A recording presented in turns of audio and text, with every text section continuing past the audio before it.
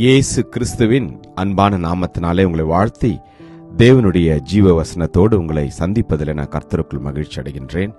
1 பேதுரு 5:10 கிறிஸ்து இயேசுவுக்குள் நம்மை தமது நித்திய மகிமைக்கு அழைத்தவராயிருக்கிற சகல கிருபையையும் பொருந்திய தேவன் தாமே கொஞ்ச காலம் பாடு அனுபவிக்கிற உங்களை சீர்படுத்தி ஸ்திரப்படுத்தி பலப்படுத்தி நிலைநிறுத்துவாராக. ஆமென். 1 Peter chapter 5 verse 10. And the God of all grace, who called you to his eternal glory in Christ after you have suffered a little while, will himself restore you and make you strong, firm and steadfast. Amen. கர்த்தருடைய நாமம் மகிமைப்படுவதாக. நம்மை சீர்படுத்துகிற கர்த்தர் இந்த நாளிலே சகலவிதமான கிருபையினாலே உங்களையும் என்னையும் அவர் சீர்படுத்த போகின்றார். உலகத்தில் உங்களுக்கு உபத்திரவங்கள் உண்டு, ஆனாலும் திடன் கொள்ளுங்கள், நான் உலகத்தை ஜெயித்தேன் என்று சொன்ன கர்த்தர் இன்னும் ஜீவிக்கிறார். எனவே அவர் நம்மை பார்த்து சொல்கிறார், கொஞ்ச காலம் பாட அனுபவிக்கிற உங்களை நான் என்ன செய்வேன்? சீர்படுத்துவேன், ஸ்திரப்படுத்துவேன், உங்களை பலப்படுத்தி நிலைநிறுத்துவேன். ஆமென்.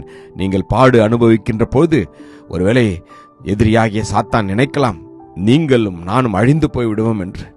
நமக்கு எதிராக வருகிற அநேக விதமான பாடுகள், உபத்திரவங்கள், சோதனைகள், நிந்தைகள், அவமானங்கள், தோல்விகள், அநேக காரியங்கள், வியாதிகளினால ஒருவேளை நாம் அழிந்து போய்விடுவோம் என்று சத்துரு நினைக்கலாம். ஆனால் ஆவியானவர் நம்மை பார்த்து சொல்கிறார், இது கொஞ்ச காலம்தான், இமைப்பொழுதுதான் உங்களை நான் கைவிடுவேன், ஆனால் மிகுந்த இரக்கங்களால் கிருபையினால் உங்களை நான் மூடி மறைத்துக் கொள்வேன், உங்களை இடைக்கட்டிக் கொள்வேன் என்று கர்த்தர் நம்மை பார்த்து சொல்கிறார். அது மாத்திரமல்ல, நம்மை அவர் சீர்படுத்துவாராம். ஆமென். எந்தெந்த காரியத்தில் நாம் விழுந்து போயிருக்கிறோமோ, எந்தெந்த காரியத்தில் தவறி இருக்கிறோமோ, எல்லாவற்றிலும் இருந்து அவர் நம்மை சீர்படுத்துவார். ஆமென். அவருடைய கிருபைகள், அவருடைய இரக்கங்களுக்கு முடிவே இல்லை என்று வேதம் சொல்கிறது. நம் ஒவ்வொருவரையும் அவர் ஸ்திரப்படுத்துவார். கர்த்தருக்கு காத்திரு, அவர் உன் இருதயத்தை ஸ்திரப்படுத்துவார். திடமனதாயிருந்து கர்த்தருக்கே காத்திரு என்று வேதம் சொல்கிறது. எனக்கு அன்பான தேவ சொன்னமே, நிச்சயமாய் நம் தேவன் உங்களை அவர் சீர்படுத்துவார். கர்த்தருக்கு காத்திருக்கிறவர்களே, நீங்கள் எல்லாரும் திடமனதாயிருங்கள், அவர் உன் இருதயத்தை ஸ்திரப்படுத்துவார். ஒருவேளை நீங்கள் கலங்கி கொண்டிருக்கலாம், ஒருவேளை உங்களுடைய இருதயம் நொறுக்கப்பட்டிருக்கலாம், உடைக்கப்பட்டிருக்கலாம். ஆனால் கர்த்தர் உங்களை பார்த்து சொல்கிறார், நான் உங்களை சீர்படுத்தி ஸ்திரப்படுத்துவேன்.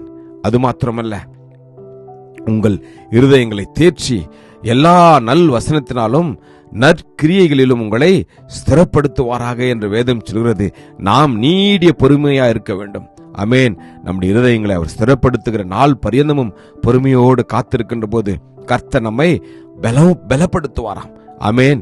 நீ பயப்படாதே, நான் உன்னோடு கூட இருக்கிறேன், திகையாதே, நான் உன் தேவன் என்று சொல்லி உன்னை பலப்படுத்துவார். நம்மை பலப்படுத்துகிற கிறிஸ்துவினாலே எல்லாவற்றையும் செய்ய நமக்கு பலன் உண்டு என்று வேதம் சொல்கிறது. ஆமென். நம்மை பலப்படுத்துவது தேவனுடைய வார்த்தை தான். உங்களை பலப்படுத்துவது உலகத்தில் உள்ள மனிதர்கள் அல்ல, கர்த்தராகிய இயேசு கிறிஸ்துவினுடைய வார்த்தையும் பரிசுத்த ஆவியானுடைய வல்லமையும் தான். அவர் நம்மீது வந்து இறங்குகின்ற போது, நம்முடைய இருதயத்திற்குள் வந்து வாசம் செய்கின்ற போது, அவர் உங்களுக்கும் எனக்கும் அவர் பலனை கொடுப்பார். ஆமென். தள்ளாடுகிற முழங்கால்களை அவர் பலப்படுத்துவார். ஆமென். கர்த்தருடைய பிரசன்னம் இந்த நாளிலே ஒவ்வொருவரையும் ஆளுகை செய்வதாக. கிருபையும் இரக்கம் நிறைந்த நல்ல தகப்பனே, இந்த நாளுக்காக உமக்கு நன்றி அப்பா. வார்த்தையின் பிரகாரமாய் ஆண்டவரே, கிருபையையும் இரக்கத்தையும் ஒவ்வொரு மேலும் நீ ஊற்றியப்பா. ஒவ்வொருவரும் பாடு அனுபவிக்கிற ஒவ்வொருவருக்கும் நீ சீர்படுத்தி ஸ்திரப்படுத்தி பலப்படுத்துவதற்காக உமக்கு நன்றி. ஆசீர்வதியும் வழிநடத்திலும் இயேசு கிறிஸ்துவின் வல்லமையுள்ள நாமத்தில் ஜெபிக்கிறேன், ஜீவனுள்ள நல்ல தகப்பனே. ஆமென். God bless you. Jesus loves you. Amen.